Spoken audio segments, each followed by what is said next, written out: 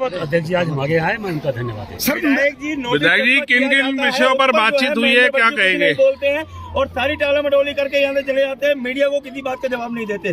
क्या कुछ कार्रवाई अमल में आने वाली है? देखिए ऐसा है छोटे भाई, देखो कोई सरकारी कोई नोटिस है तो जो जवाब जिसको देना वो देगा। महेंद्र भट्ट जी हमारे प्रदेश अध्यक्ष हैं, इनको पार्टी चलानी है, पार्टी संभालनी है, तो वो महेंद्र भट्ट जी अपना एक अध्यक्ष के नाते जो काम कर रहे हैं वो अच्छी बात है, वही काम कर रहे हैं, उनको करना चाहिए। सर जो नोटिस है आपको उसके लिए मैं हूँ जी, नोटिस मुझे मिला, मैं इसके जवाब सर उसके बारे में बात हुई है आपकी?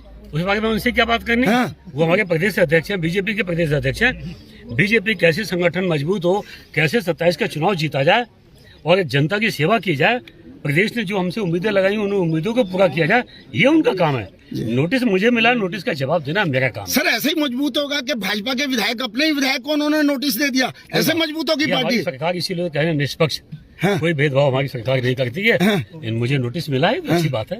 विधायक जी अगर आज की बैठक की बात करें तो क्या संदेश देना चाहेंगे? आज की जो बैठक थी, भाजपा प्रदेश अध्यक्ष आपसे कैंप कार्यालय में आए, क्या कहेंगे उनसे जो बैठक हुई? पार्टी का संविधान यही है कि हमारा बड़े छोटे से छोटा कार्यकर्ता भी बड़ा पदाधिकारी बन सकता है, और जब वो बड़े पदाधिकारी बनता है तो अपने छोटे छोटे कार्यकर्ताओं का ध्यान रखता है। उसी कड़ी में अध्यक्ष जी आज हमारे यहाँ आए, मैं उनका और अपनी पार्टी का धन्यवाद देता हूं। सरकार की नजर में क्या आम इंसान का और विधायक का मापदंड अलग अलग है? आपके यहाँ नोटिस चस्पा होने के बाद आपके द्वारा 2 बार प्रशासन को कह दिया गया अतिक्रमण हटाने को लेकर, लेकिन वहाँ ठंडे नाले के 158 घरों को 15 दिनों में तोड़ दिया जाता है। क्या कुछ कहना चाहेंगे पीला पंजा चलाकर? देखिए आम आदमी और विधायक, नियम कानून की जब बात आए तो दोनों के लिए एक समान होना चाहिए, और मैंने उसका पालन किया है। बेशक प्रशासन नहीं आया तोड़ने के लिए, लेकिन मैं आपको बोल रहा हूँ कि मैं अगर जो मुझे चिन्ह नहीं भी लगेगा तो भी मैं जो भी जमीन सरकारी कहीं मैंने जाने अनजाने में होगा तो मैं उसको चिन्हित करके मैं दीवार बनवाऊंगा। मैं जमीन अवश्य छोड़ूंगा, मैं जमीन कोई नहीं रखूंगा। सर प्रशासन ने ये कहा है कि आपको जगह बता दी गई है, वो आपने तोड़नी है और सूचना देनी है, उस पर क्या कहेंगे? बिल्कुल, मैं तो चाहता हूँ, देखो मैं पटवारी नहीं हूँ, हाँ। मैं लेखपाल नहीं हूँ, हाँ। हो सकता आगे कोई भूल ना हो, हाँ। इससे नाते अगर जो चिन्ह लग जाता तो आसानी से काम जल्दी निबट जाता। तो मैंने चिन्ह लगाने के लिए अपील किया। मैं आपके माध्यम से भी मैं प्रशासन से अपील करना चाहता हूँ कि बस चिन्ह लग जाए कि यहाँ से जमीन यहाँ तक आपकी निजी है, यहाँ तक इसके बाद सरकारी है, तो मैं अपनी दीवार बना लेता। लेकिन वो इसके लिए नहीं आएंगे ना, तो भी मैं दीवार बनाऊंगा।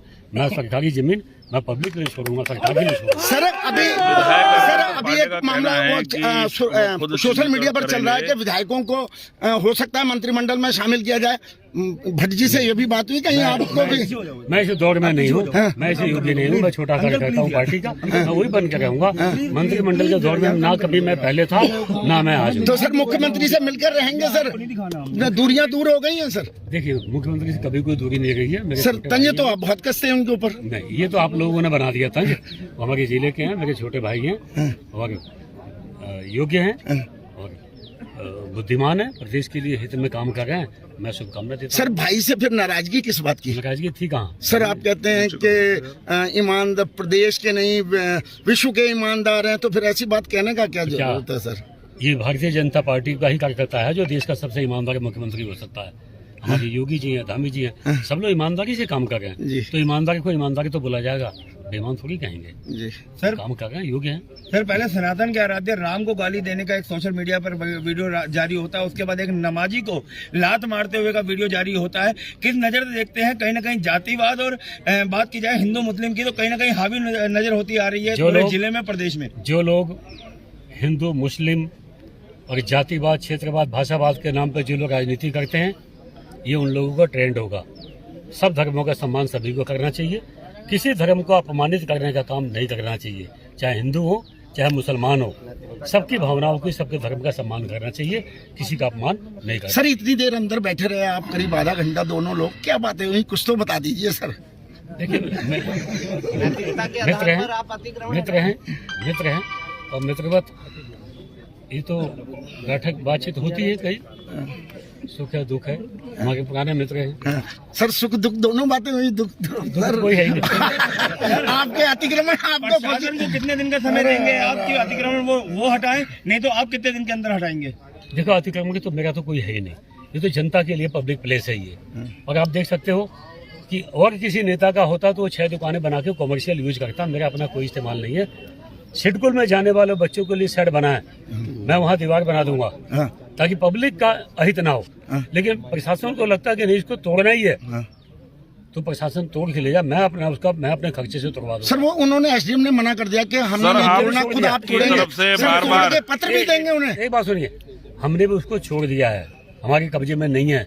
सिडकुल के बच्चे पहले भी यहाँ, गरीबों के बच्चे रात के 2-2 बजे शिफ्टें बदलती हैं। धूप, बरसात, छांव, ठंड, इससे बचने के लिए बेटा बेटियां खड़े होते हैं यहाँ सैकड़ों की तादाद में। ये उनके लिए मैंने समर्पित किया हुआ है। मैं वहाँ दीवार बना के डिवाइड कर दूंगा, तोड़ूंगा नहीं, क्योंकि बहुत से गरीबों के बच्चे रात में 2-2 बजे शिफ्टों में जाते हैं, कहाँ जाएंगे। सर उनसे भी तो बात करनी चाहिए थी महेंद्र भट्ट से कि मेरे कोई नोटिस दिया गया। और भी तो महेंद्र विधायक भट्ट हैं जिन्होंने जमीनों पर कब्जे कर रखे होंगे। ये उनका देखो, प्रत्येक व्यक्ति की अपनी अपनी नैतिकता, मैं किसी को नैतिकता का पाठ पढ़ाने नहीं चला हूँ, लेकिन मैं कोशिश करूंगा कि मैं संघ स्वयंसेवक हूँ, मेरे पर कोई आरोप लगा तो एक एक आरोप को धोना मेरी जिम्मेवारी है। और मुझसे भी कहीं, देखो मैं भगवान नहीं हूँ, मैं इंसान हूँ, गलती हमसे भी हो सकती है, मैंने भी गलती की होगी, तो मैं अपनी गलती को ठीक करने के लिए मैं कोशिश कर रहा हूँ। तो इसमें गुनाह क्या है?